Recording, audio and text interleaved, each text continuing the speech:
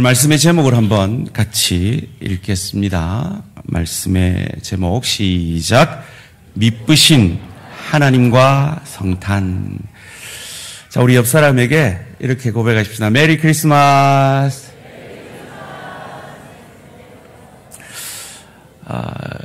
여러분, 이거 우리에게 흔한 이 외래어, 외국어가 아니라 외래어죠. 메리 크리스마스. 근데 뜻은 알고 하셨습니까? 메리, 기쁘다는 얘기입니다. 크리스마스는 크라이스트와 마스, 그리스도를 예배하는 겁니다. 세상 사람들은 아무것도 모르고 메리 크리스마스 하는데 그 뜻은 기쁘게 그리스도를 예배합시다라는 뜻입니다. 다시 한번 그 뜻을 알고 옆 사람에게 고백하십시다. 메리 크리스마스. 사랑하는 성도님들, 여러분 성탄이 기쁘십니까? 그렇죠, 기쁘죠. 그런데 그 기쁜 이면에 우리 성도님들은 여전히 육신이 연약하고 여전히 경제적인 어려움이 있고 여전히 관계적인 어려움이 있기에 그 현실을 바라볼 때 우리의 기쁨을 때로 잃어버리는 것이 사실입니다. 그럼에도 불구하고 우리가 성탄을 기뻐하며 성탄의 주인공인 예수님과 성탄의 역사를 이루신 성부 하나님과 그 예수의 사역을 도우신 성령 하나님을 기뻐할 수 있는 이유는 그 삼위 하나님이 미쁘신 하나님이시기 때문입니다. 미쁘신 하나님이라는 뜻은 믿을 만한 하나님이라는 것입니다. 왜요? 그분은 약속을 지키시는 하나님이시기 때문입니다. 우리가 잘 알듯이 성경은 구약과 신약으로 되어 있죠. 이전에 구약은 오실 메시아에 대해서 약속하셨고 신약은 그 오신 메시아가 얼마나 신실하게 그 약속대로 이 땅에 오셔서 그 약속을 이루셨는지를 우리에게 가르쳐 주는 것입니다.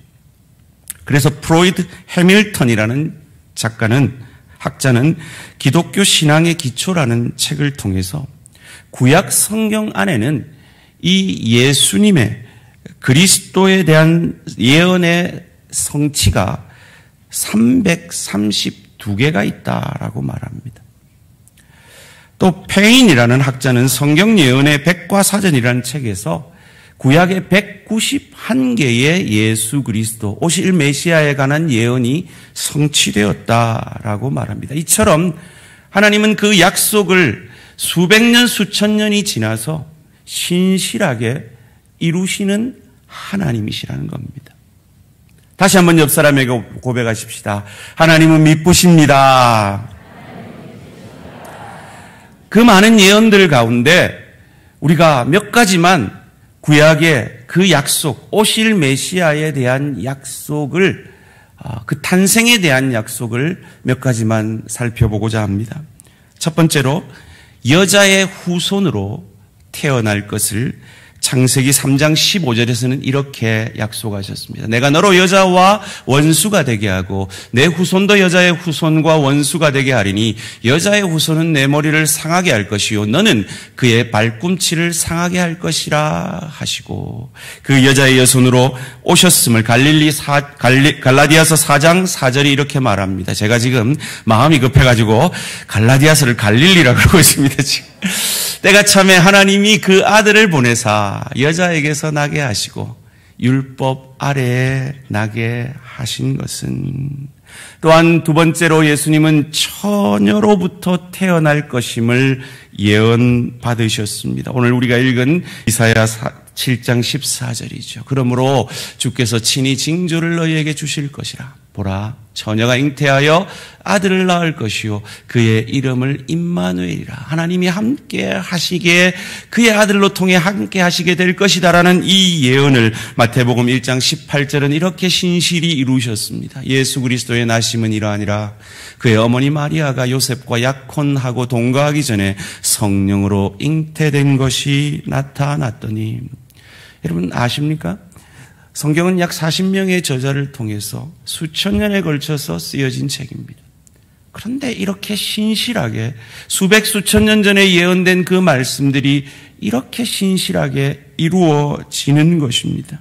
세 번째로 베들레헴에서 태어날 것도 성경은 정확하게 미가 선지자를 통해서 이렇게 예언합니다. 베들레헴 에브라다야, 너는 유다 족속 중에 작을지라도 이스라엘을 다스릴 자가 내게서 내게로 나올 것이라. 그의 근본은 상고의 영원에 있느니라. 이것을 마태복음 2장 1절에서는 이렇게 이루어졌음을 알려줍니다. 헤롯 왕 때에 예수께서 유대 베들레헴에서 나심에 동방으로부터 박사들이 예루살렘에 이르러 말하되. 그리고 불행한 사건도 예언하였습니다. 헤롯이 어린아이들을 죽일 것임을 예레미야 31장 15절에서 이렇게 예언해 주고 있습니다. 여호와께서 그와 같이 말씀하시니라. 라마에서 슬퍼하며 통곡하는 소리가 들리니 라헬이 그 자식 때문에 애곡하는 것이라. 그가 자식이 없어져서 위로받기를 거절하는도다. 이 슬픔은 아이를, 이 헤롯 왕에게 죽임당한 아이의 엄마의 슬픔이지만 우리를 구원하시기 위해 아들을 주실 수밖에 없었던 하나님 아버지의 마음을 우리에게 가르쳐주고 있는 것입니다. 이 예언은 마태복음 2장 16절에서 18절에서 이렇게 이루어졌죠. 이에 헤롯이 박사들에게 속은 줄 알고 심히 노하여 사람을 보내어 베들레헴과 그 모든 지경 안에 있는 산의 아이를 박사들에게 자세히 알아본 그때를 기준하여 2살부터 그 아래로 다 죽이니, 이에 선지자 예레미야를 통하여 말씀하신 바 라마에서 슬퍼하며 크게 통곡하는 소리가 들리니 라헬이 그 자식을 위하여 애곡하는 것이라. 그가 자식이 없으므로 위로받기를 거절하였도다 함이 이루어졌느니라. 또한 우리 주님은 이미 미리 존재하셨음을, 선재하셨음을 이렇게 미가 선지자는 5장 2절에서 말해줍니다. 베들레헴 에브라다야, 너는 유다 족속 중에 작을지라도 이스라엘을 다스릴 자가 내게서 내게로 나올 것이라. 그의 근본은 상고의 영원에 있느니라. 그 아기는 그날 태어난 그 아기가 아니라 영원 전부터 있었던 하나님이심을 이렇게 예언하였습니다. 그리고 그것을 골로새서 1장 17절은 이렇게 이루어졌음을 말합니다. 또한 그가 만물보다 먼저 계시고 만물이 그 안에 함께 섰느니라. 마지막으로 오실 메시아가 임마누엘이 되심을, 그 오실 메시아를 통해서 죄인인 우리가 의인이 되어 의로우신 하나님과 함께 하게 됨을 이사야 7장 14절 오늘 우리가 읽은 본문이 이렇게 말합니다. 함께 읽습니다. 시작. 그러므로 주께서 친히 징조를 너희에게 주실 것이라. 보라, 처녀가 잉태하여 아들을 낳을 것이요 그의 이름을 임마누엘이라 하리라. 아멘. 이 예언은 마태복음 1장 23절에서 이렇게 이루어집니다. 보라, 처녀가 잉태하여 아들을 낳을 것이요 그의 이름은 임마누엘이라 하리라 하셨으니 이를 번역한즉 하나님이 우리와 함께 계시다 함이라. 우리 옆 사람에게 다시 한번 이렇게 고백하십시다. 예수로 인하여 하나님이 우리와 함께 하십니다.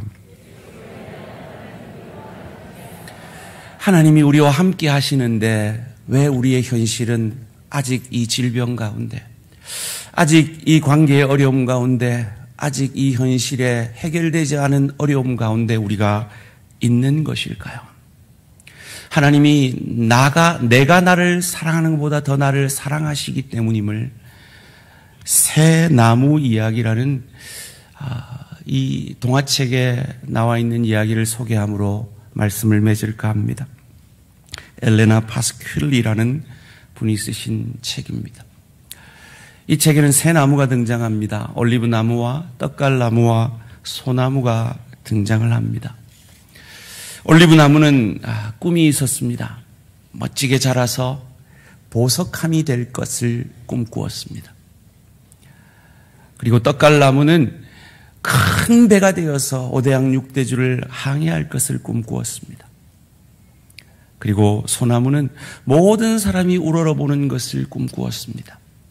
그런데 인생은 그리 만만치 않았습니다. 아니, 나무의 생은 그렇게 만만치가 않았습니다.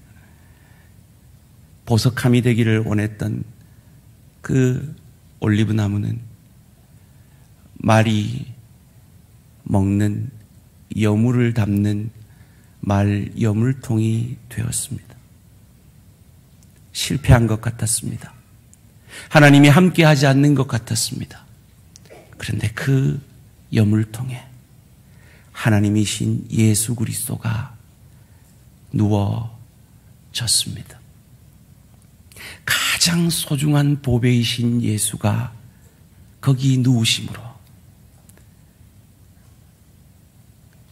보석함이 되었던 것입니다.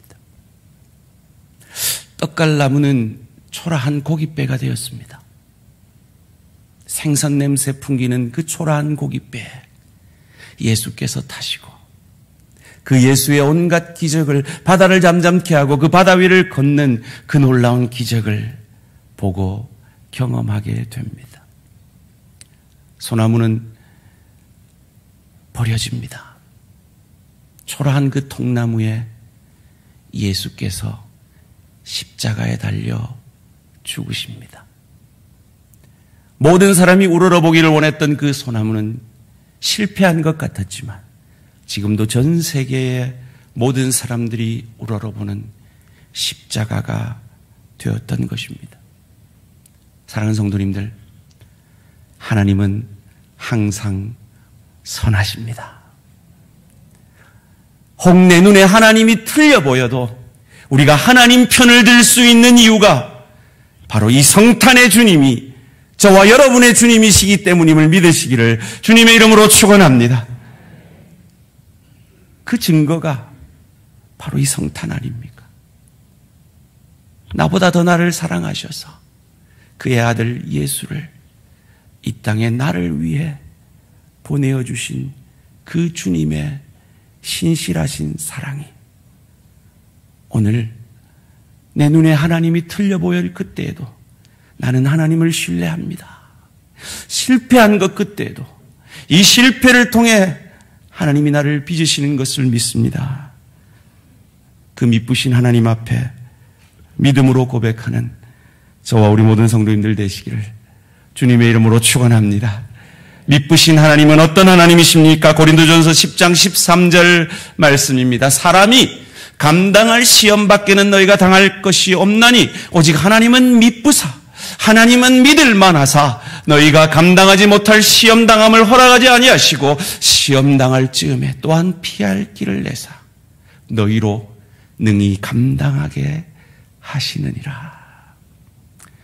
여러분, 이 일이 저희 가정에 지난 한 해 올해까지 일어난 것을 여러분 간증으로 들으시지 않았습니까? 그 시험을 이기게 하시는 하나님이 여러분의 하나님이신 것을, 여러분의 미쁘신 하나님이신 것을 믿으시기를 주님의 이름으로 축원합니다. 또한 데살로니가 후서 3장 3절은 그 미쁘신 하나님을 이렇게 고백합니다. 주는 미쁘사 믿을 만하사 너희를 굳건하게 하시고 악한 자에게서 지키시리라. 여러분, 그 연약과 그 부족을 통해 하나님은 저와 여러분을 굳건하게 하고 계십니다. 예수닮게 하고 계십니다. 그리고 지켜보호하십니다. 어제 제가 샬롬구역 크리스마스 파티에 참석했어요. 애들은 정신이 없죠. 근데 애들이 다치지 않기 위해서 부모들이 분주히 움직이며 바삐 움직이는 것을 아이들은 몰라요. 마치 올 한 해 저와 여러분의 그 직장에서 운전하는 그 삶 가운데 여러분의 가정에서 눈동자와 같이 여러분을 지키시고 보호하신 그 하나님이 우리가 믿을 만한 하나님이신 것을 믿으시기를 주님의 이름으로 축원합니다. 또한 요한일서 1장 9절에서 그 미쁘신 하나님은 이렇게 소개됩니다. 만일 우리가 우리 죄를 자백하면 그는 미쁘시고 믿을 만하시고 의로우사 우리 죄를 사하시며 우리를 모든 불의에서 깨끗하게 하실 것이요. 그래요, 우리 때로 넘어졌습니다. 올 한 해 쓰러졌습니다. 그런데 우리가 그 죄에서 돌이키기만 하면, 회개하기만 하면 주님은 우리의 모든 죄를 용서하여 주시는, 그리고 그 용서하시겠다고 하신 약속을 신실히 이루시는 믿을 만한 하나님이신 것을 믿으시기를 주님의 이름으로 축원합니다. 그로 말미암아 우리는 더욱 깨끗해질 것입니다. 더욱 예수 닮아갈 것입니다. 믿는 자에게 저주는 없습니다. 그리스도 예수를 닮아가는 깊이의 축복만 있을 뿐입니다. 그것을 로마서 8장 28절에서는 이렇게 우리에게 가르쳐 줍니다. 우리가 알거니와 하나님을 사랑하는 자, 곧 그의 뜻대로 부르심을 입은 자들에게는 모든 것이 합력하여 선을 이루느니라.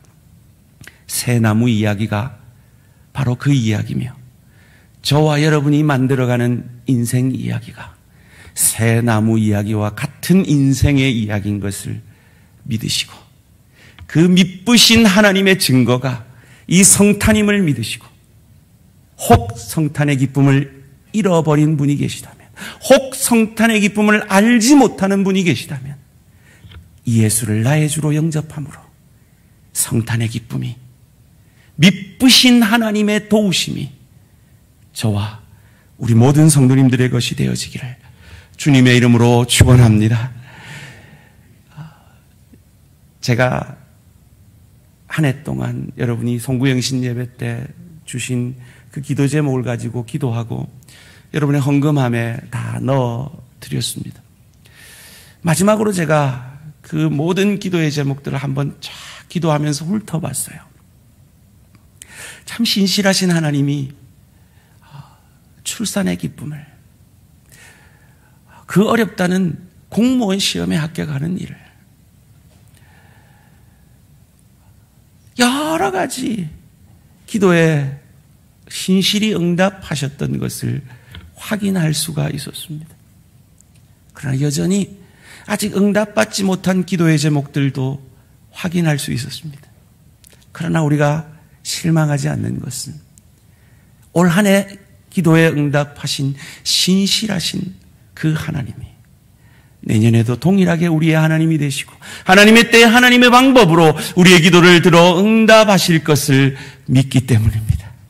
그러기에 여러분, 더 많은 성도들이, 제가 피곤할 정도로 더 많은 성도들이 오늘 그 나누어드린 그 내년 기도의 제목들에 저만 볼 거니까요, 좀 더 솔직하게, 좀 더 구체적으로 함께 기도해 주시면, 기도를 내어주시면 제가 여러분과 함께 기도함으로 내년 송구영신 예배 때 그 신실하신 하나님이 또 한 해를 어떻게 인도하시고 이끄셨음을, 그 약속을 어떻게 이루셨음을 우리 함께 확인하고 함께 찬양할 수 있는 저와 우리 모든 성도님들 되시기를 주님의 이름으로 축원합니다. 이번 한 주간 이제 마지막 2022년 한 주입니다. 늦은 비 특세, 우리 교회의 선한 전통입니다. 여러분, 끝이 좋으면 다 좋은 거예요. 끝을, 이 한 해의 마지막을 기도로 마무리하시며 하나님 앞에, 하나님이 올 한 해 내게, 우리 가정에, 내 일터의 주의 교회에 얼마나 신실하셨는지를 찬양하며 그 신실하신 하나님께 아직 응답받지 못한 그 기도의 제목들을 내어드리며 하늘에는 영광이요 땅에서는 기뻐하심을 입은 사람들 가운데 약속하신 그 평안을 회복하게 되시는, 더 많이 누리게 되시는 저와 우리 모든 성도님들 되시기를 주님의 이름으로 축원합니다. 이 시간 함께 기도 드리겠습니다. 먼저 하나님 앞에 감사의 기도를 드리기를 원합니다. 신실하신 하나님, 올 한 해 내 기도에 신실히 응답하셨고 나는 알지 못하지만, 마치 어린아이들이 엄마가 자신을 보호하고 있다는 것조차 알지 못하지만 엄마는 쉼없이 보호했듯이 하나님이 우리가 인식하지 못하는 그 순간에도, 오가는 그 모든 길에도 보호하고 지키셨음을 감사합니다. 고백하십시다.